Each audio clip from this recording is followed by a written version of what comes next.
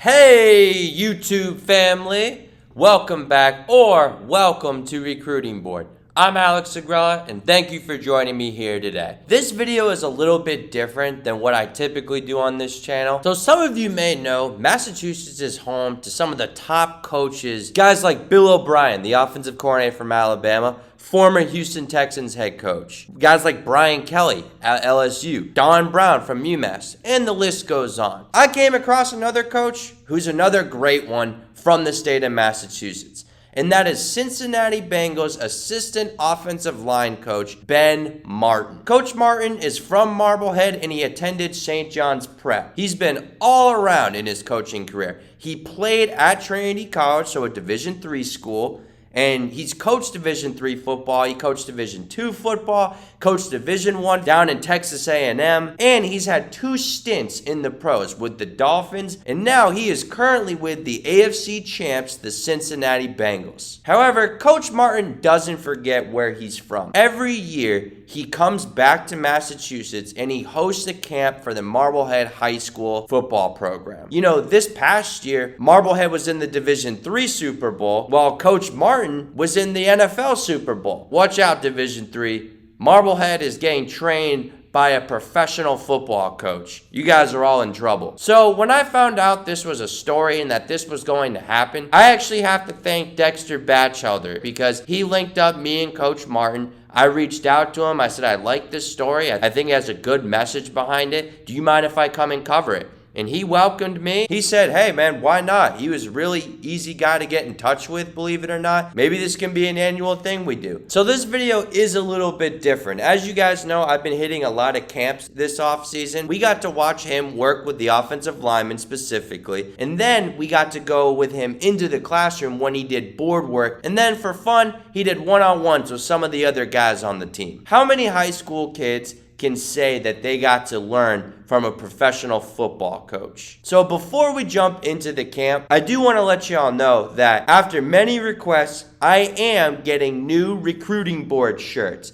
While these ones are cool, these ones are old. I made these in 2017. I'm going to be making short sleeve Recruiting Board shirts and long sleeve. So if you are interested in getting some merch from me, please hit me up on Instagram. That's at Recruiting Board. And I think the merch should be ready by the end of July, hopefully. As always, guys, like and subscribe to this channel. As you guys know, I am the content king when the fall rolls around. Nobody does it like me. So, if you love high school football and want to stay in the loop with what's going on in the state, subscribe to the channel and turn those post notifications on. Alright guys, let's jump into Ben Martin camp. A little bit of introductory, talking to the receivers about the route concepts, and then we'll have our coaching staff detail the execution and technique of those things.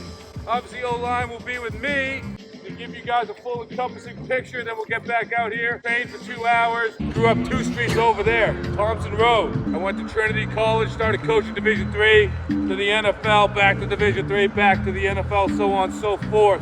But this right here is the best thing I've ever done. Helping you young guys understand what it takes, what you need to do to achieve whatever it is you're looking to achieve. You understand?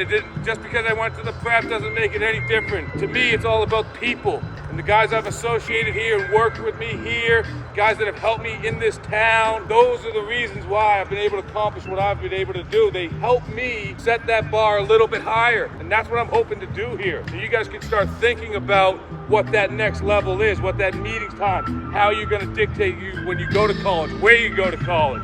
And to be step by step going through that same sort of thing with you was incredible even for me, right? It really was. You guys are going to the Super Bowl, I was going to the Super Bowl, and boom, that standard now is raised.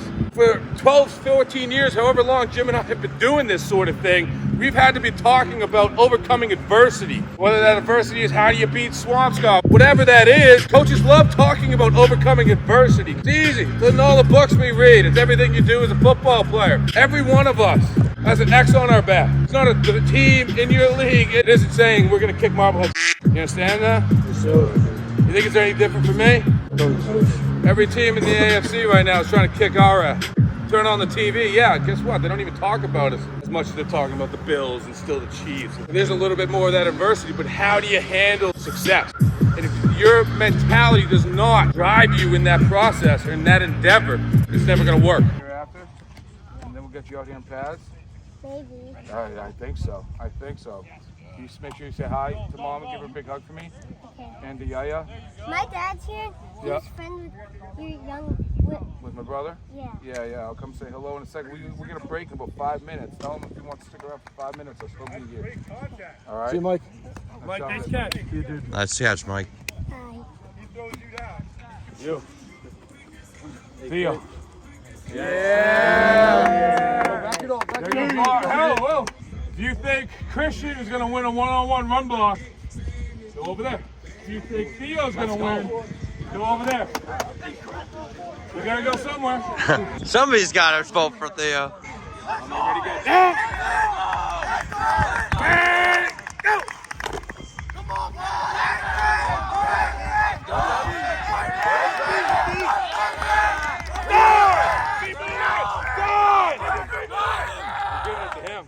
Give it to him.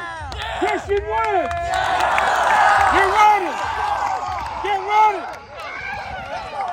Get running! Get running! Applause right there. Good job. Hey, we got one more session of that little compete drill, right? So get ready. I'm going to be calling up a whole new wave of people for different drills, too. You understand? Have some fun, get some competition. And into the meat room.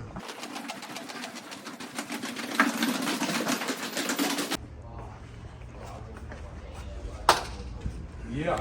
There's got to be that drive. You need that thing to burn. That burn. Talking about standard operating procedures, right? I'm going to approach the game from a mile-high view, boys. So that way any offense can fall into things that help you remind, play fast, and understand what's expected. What do you guys know about the three-point stance? Everything we talk about, everything we do, the reasons I may make you repeat a drill, it all starts from the ground up. So for you to not be on your toes means you don't have all your cleats in the ground. And when you're on your toes, where's then your weight? Forward. So you cannot control what your next movement is. It may go in the right spot, but if you're on your toes, it's never really quite there. One, we gotta have all our cleats in the ground.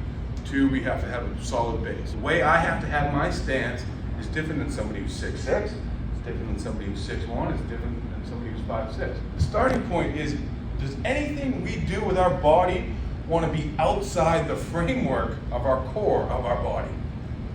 No. So my feet are way outside the framework of my body. I cannot move and adapt and create variables in how I need to react or overcome whatever block. The harder it is for any person, whether you're a receiver, a musician, whether you're a theater, dance guy, or particularly now an offensive lineman, it's harder to adapt. So everybody put your thumbs up like this. Right? Use one hand to feel your deltoid. Decent. Maybe not. The coaches start talking about play with your thumbs up. So rotate that thumb up now.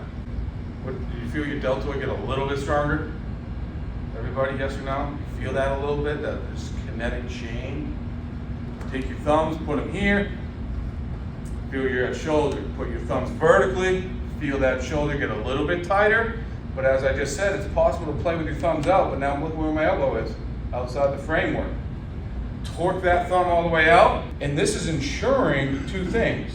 That it's physically impossible now for me to get my elbow back out, because to get my elbow back out, where does my thumb have to go? Back in. And that's the first thing right there we gotta understand, is that we're naturally gonna have better football position by torquing those thumbs out. By torquing your thumbs out, you're now able to hit with the heel of your hand. And now you have an understanding, I think you all understand that, okay, my fist was starting to hurt, versus now the heel of my hand is not hurting as much. So your feet are a weapon. How to assault your targets by having your feet do the right thing. Loudly, all cleats in the ground. Get your hands, you got your feet. What's the third? Face mask. If you're hitting with your helmet, that means your head's wearing. Is that safe? Doesn't make us stronger in everything we do as an offensive lineman. The face mask does.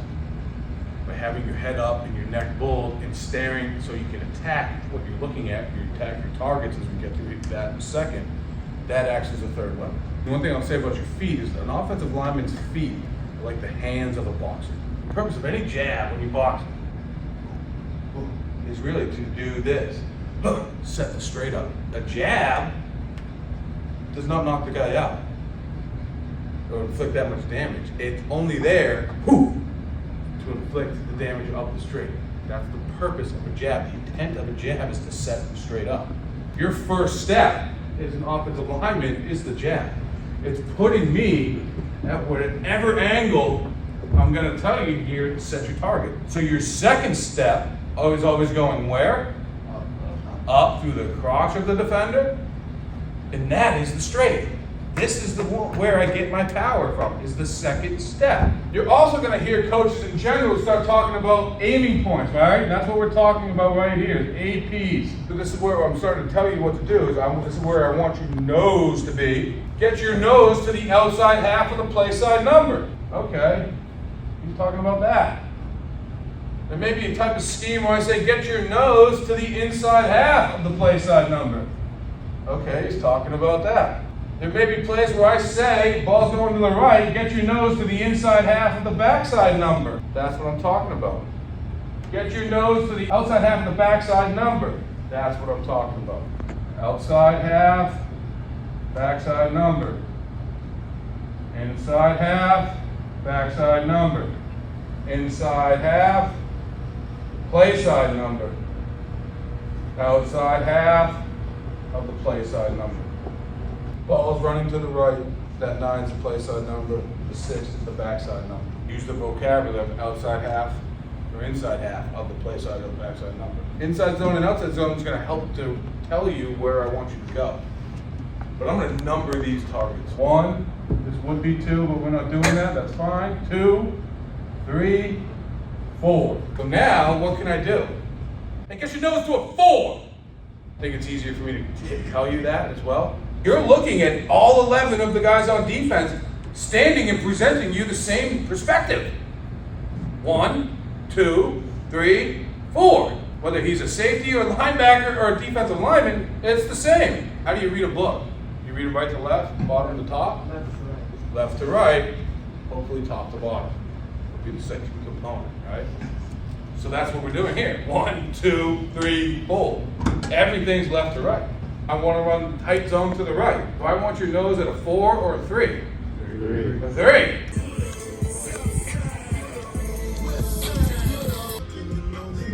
Ready, go!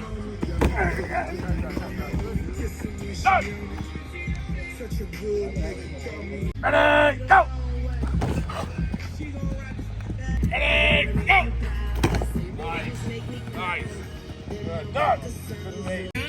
Cut to the chase, no time to waste, back to my place. Just from the glove to the grip, like a mile away. We're aiming now for the inside part of the 3. Hey, go! Hey, go! Keep going, see? Reload the left. Angle, reach, drive, right. Down! Hey, go! Nice. Nice. Good. Nice. And go. There you go. On. Go.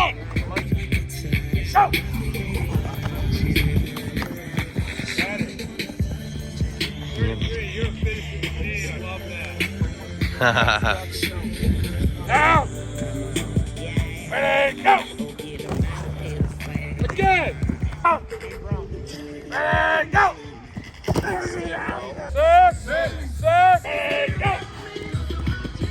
Better. Want to hear more? Better. How is one person louder than all of you? 8! 8! 8! 8! Ready, go! Better. 8! 8! 8! Go!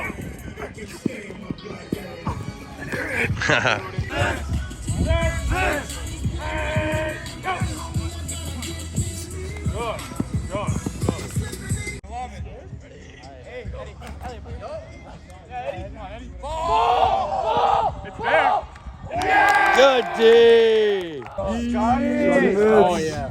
You're gonna go catch a punt. I knew it in the blue sky. Yes. Oh yeah. Again. Okay. Hey.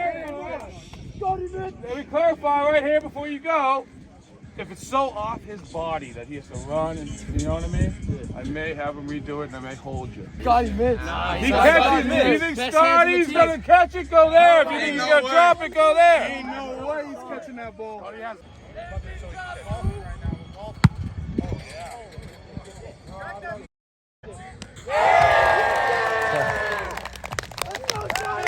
Here's Miles this, Miles that. Nice to meet you.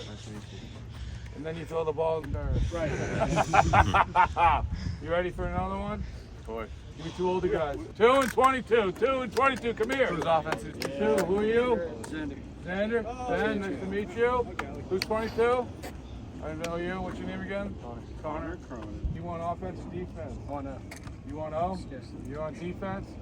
Good. If you think Connor's going to win the rep, you're on the school side. All due respect, Xander. Right. If you think Xander's going to win the rep, you're on the field side. Xander! Ready? Shot.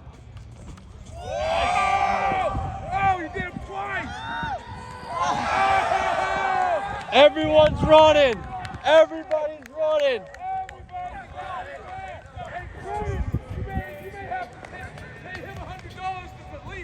I got some weeds at my mom's house. You go pull them for $100. We'll get that deleted. Fan. On offense or defense? Offense. Defense. Cam's gonna win on defense. You're on the field. Monaco's gonna win on offense. On the school. Shot! Oh! You ran it the wrong way. Oh no! Quigley wins! Drop! Yes, sir. Sam called Theo out. You think Theo's gonna win? You got the school. That boy was You think chirping. Sam's gonna win? You got the field. Hey, go! There you go. Come on. He punched. Oh, okay. No, Theo. Great work today. Learn something? Yes, sir. What? I learned to drop the shoulder on speed cuts, coach. Drop the shoulder. Nice. I like that. Hey, great work today, guys, right? Great work. It's hot. You guys are working hard. Yesterday was hot. You worked hard. Bring it in right here.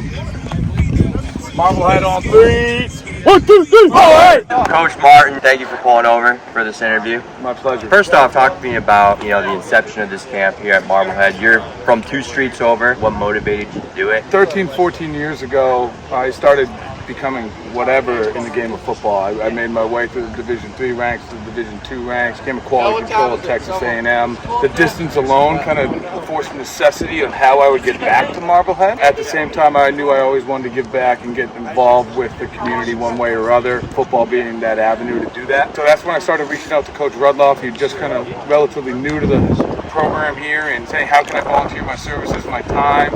At the same time, I can't even afford to get back to town. That's kind of the inception of it.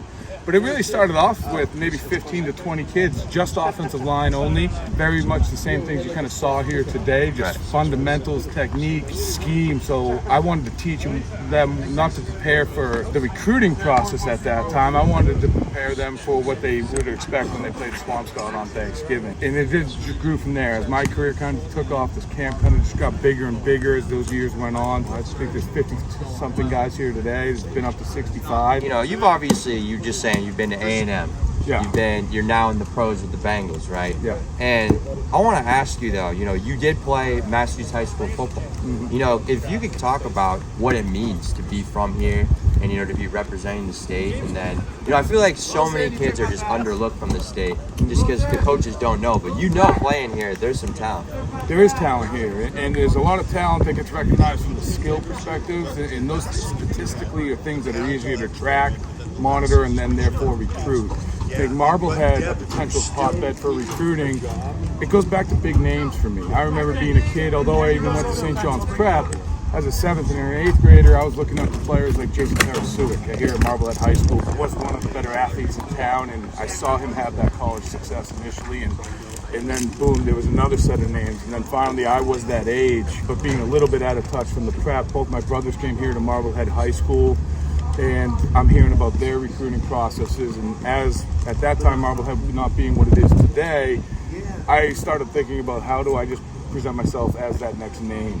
and to give these kids something that there is a pathway in the game of football, there is a way to achieve whatever it is you're looking to achieve. How can I be a conduit, a mentor, or serve any role in that high school student athlete's life to help them achieve those goals? You know, you played at Trinity, and I want to talk about just D3 football, because people, I see on Twitter, just there's been some hate at D3 football because it's not Division I, right? But you played D3 football, you've coached at D3 football.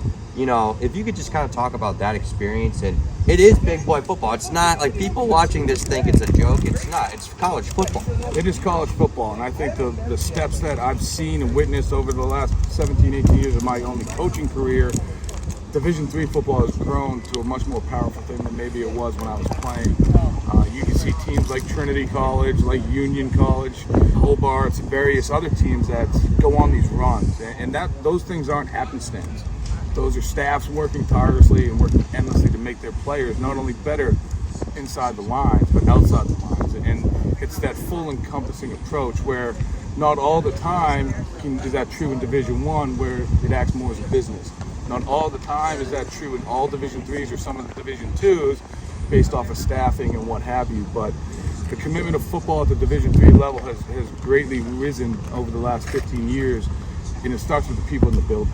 And that's one thing that, to me, that's no matter where I'm at, yes, there may be more football X's and O's knowledge, but to teach a Division III kid that may be 5'10" like myself or maybe 6'5", there's a lot that goes into that. And those two body types dictate two different things often, right? So I've found that in my relationships with Division III coaches, not only is the knowledge there enough, but specifically when it comes to the technique and the development of players, they have a much more well-rounded approach to the game that someone like myself really appreciates. My last question is, like I said, you've been at the Division I level, D3 level, now in the pros.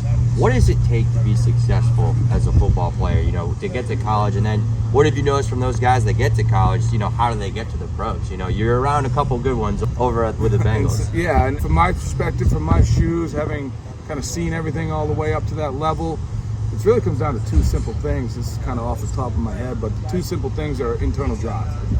Does the kid have enough oomph in him to wake up and make his bed every day, to wake up and make the right choices, whether it's his diet or going to the weight room, or in a town like Marblehead, am I going to go to the weight room or am I going to go on the boats? Am I going to do this or am I going to do that? And those are decisions everybody makes no matter where they are. And then the second thing to me, once you get past that internal drive, is what's the mentorship role? I mean, there's people in my life through every stage, not all of them football coaches, that I gravitated towards. They were older guys, adults, baseball coaches, guys I've worked for in landscaping all through high school and college. And those relationships to me have meant as much as the internal drive. Those relationships helped me push myself a little bit further, helped me set a standard, because I was always saying to myself, what would he be expecting me to do? Those role models is to me what has helped me propel myself, both as a player to get to Trinity, but more importantly over the last 17 years to navigate my career. And that's really kind of ties right back into what the inception of the camp was, is how can I answer these guys' phone calls when I'm given the time to help them navigate whatever situation they're in, because those two things to me are the minimum of what it takes to succeed. Well, I appreciate it, Coach, and, you know, best of luck to you this upcoming season. I'm a Bengals fan now, that's for damn sure, especially after meeting Coach Martin. Thank you. And thank you, brother. Awesome. It was a great camp. I'm glad you guys came, and thanks for your time.